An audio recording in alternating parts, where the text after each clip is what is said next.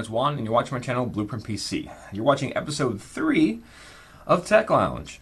This is kind of a open format, laid-back little mini show. I kind of creep in there on my channel just to kind of get you guys some extra content. So there's, as of right now, I'm not going to try to, dial in a set format. I'm just going to kind of, again, just get more stuff out to you guys. I am going to do one set thing is somewhere in the show there will be some tech news and other content and maybe some talking points and things of that nature. Just one to get you guys talking and maybe just, get the gears rolling in the brain. I know we're all going a little stir crazy from sitting indoors during, quarantine and things of that nature. So, before I get into the tech topic for today, it's frustrating. There's kind of a double whammy in it, so stick around for that. I wanted to try and, just do some comment responses here for some of you guys here. So if this is something you guys like and maybe you're hoping to get featured in a comment, go ahead and drop one below and on some other videos, and I'll try to include more. I'm only doing a couple right now, and 2 of these are just kind of keep myself honest.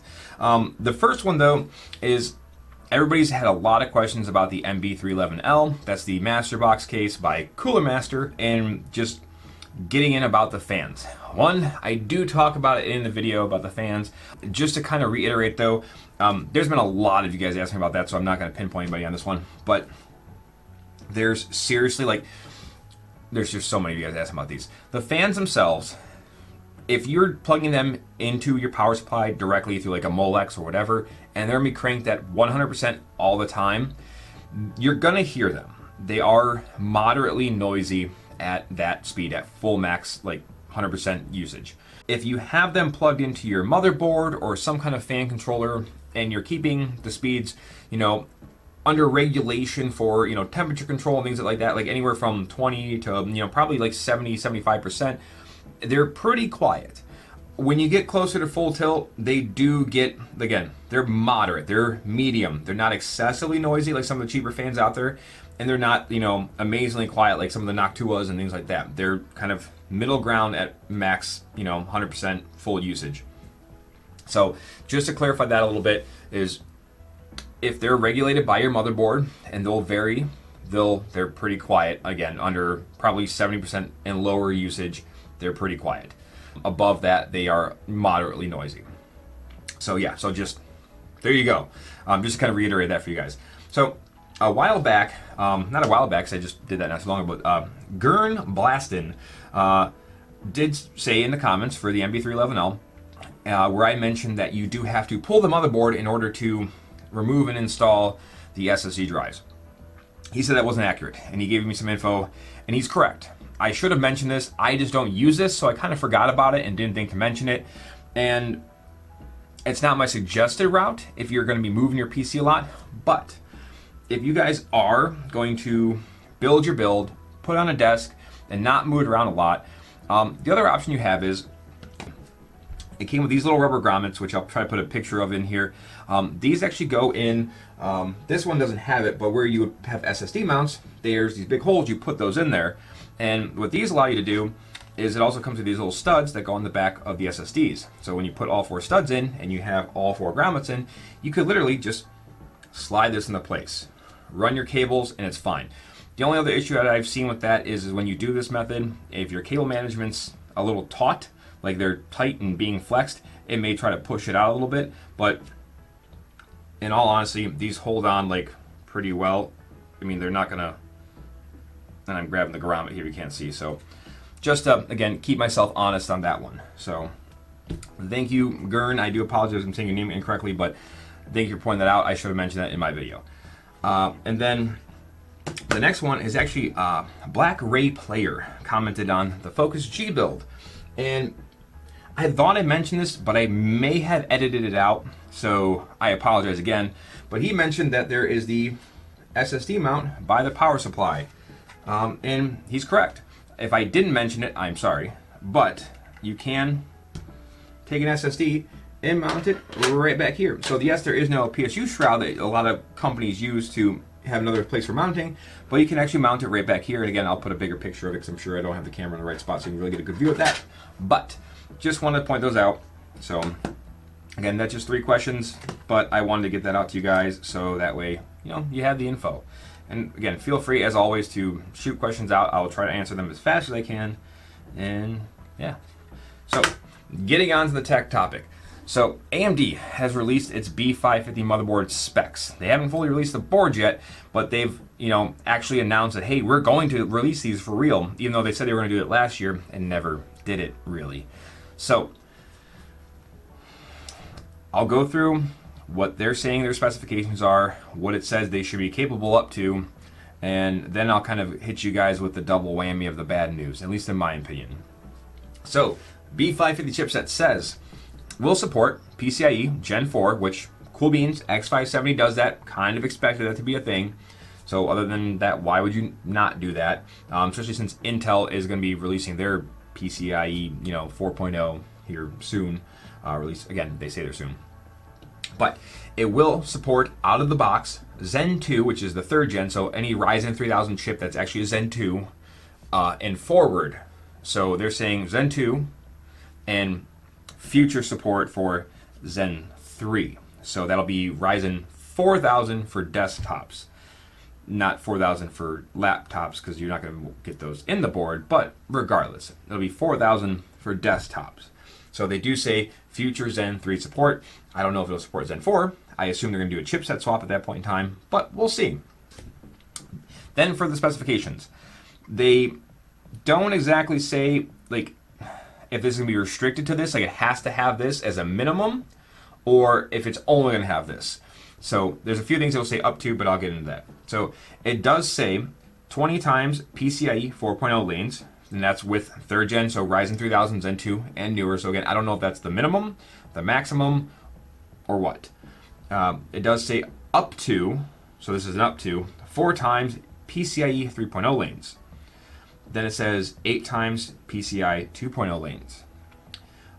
Not sure why they have more 2.0 than 3.0. Maybe that's just a typo on their part. I got this all directly from their website, so maybe it'll be updated. And then it goes into a lot of up tos. The first one is up to 2 USB 3.2 Gen 2 ports, up to 6 USB 3.1 ports, and then up to 6 USB 2.0 ports, and then up to 8 SATA ports. As we've seen so far with Ryzen, it will support overclocking. And then the first smack, at least in my opinion, is no Ryzen 1st gen support, so no 1000 series, no Zen.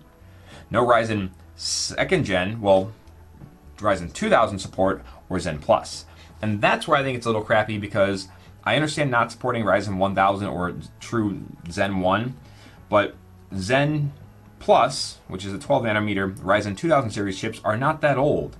I think there's enough room on your memory chip to support those, considering a 3-year-old A320 chip, well, A320 motherboard can support Ryzen 1000, 2000, 3000. Why can't a B550 support 2000, 3000, 4000? That's my 2 cents, because I'm sure, again, after 4000, they're probably going to change the socket. So, and in my thought process, there should be room, but maybe I'm wrong. So, and again, I know the reason why they do this, and what they say is the actual BIOS chips they put on the motherboards have a finite amount of memory, and they can't store enough memory on those chips in order to support all the different processors available. And I understand that, because the AM4 socket has been out for several years now. It's on its 3rd generation, going to be going in its 4th generation. So there is a lot of chips that are able to be planted into that socket. But again, and they say the physical restraints of the motherboards do not permit them to put bigger chips in there, because it'll either affect the motherboard arrangement or the size of the boards and things of that nature. Well, since the A320 boards came out, which have an X size chip, and then the X570s, like I at least in my thought, I think there's a possibility for the silicon density to have increased over that point in time to where they may be able to fit more. But at least that's what they're telling us, is they're saying it's not possible. So I don't like it. I think there's a little bit of BS in there, but they're saying it's not possible. The other smack is, because this is actually my second time recording this, because they updated some information. Zen 3 Ryzen 4000 will not be compatible on X470 an older motherboard. So if you want Ryzen 4000, you have to buy an X570 or a B550. You have to. That's what they're saying right now. People aren't happy about it. I'm hoping it'll be like the 300 series chips, like the A320s, 350s, and so on, and they'll just say, okay, fine, we'll let you have it, and it'll be backwards compatible. But I don't know. Who knows? Again, I'm hoping they'll reconsider this and show that they really can do it, even though they say they can't. But as of right now, yeah, they've kind of hit us with two curveballs. So now, mind you, think, okay, hey, it's the newer chipsets. Cool beans, you have to use newer boards. I just don't want them to get as crazy as Intel does. Yes, Intel is, more organized in that aspect. These boards, these chips, that's it. And it does get confusing going over the product stack when you talk about AMD having, so many AM4 socket chips that'll fit in a variety of motherboard chipsets. So, again, I understand it. I love the flexibility that AMD has provided us so far, and I hope they at least give us a lot of that going forward. I know they may not give us all of what we've seen, but at least more so than Intel has. I love the idea that you can go from A to B to C and show some generational improvements over time. So that's essentially what I got for that. Those are my two little frustrations, because I still think, an X470 should be able to run the 4000 series chipsets and things of that nature. But let me know what you guys think. I'm really curious. I kind of want, I want a big group of you guys to talk about this and just give your opinion on it. Put that in the comments below. Let me know what you think. If you're not talking to each other, I'll always talk to you about it, because I'm really kind of curious as to what, society as a whole and the enthusiasts think about that whole process. Is AMD going Intel's path? Is this a reasonable understanding? Because, there are some limitations, through technology. What do you guys think? Anyway, put that in the comments below. We'll talk about it. Outside of that, that's all I got for you guys today. I'm keeping this quick and simple. Maybe not quick, because I tend to ramble on, and my little timer there says I've got some time on here. So, yeah, I'll shut up, hit that like and subscribe button, and I'll catch you guys in the next one.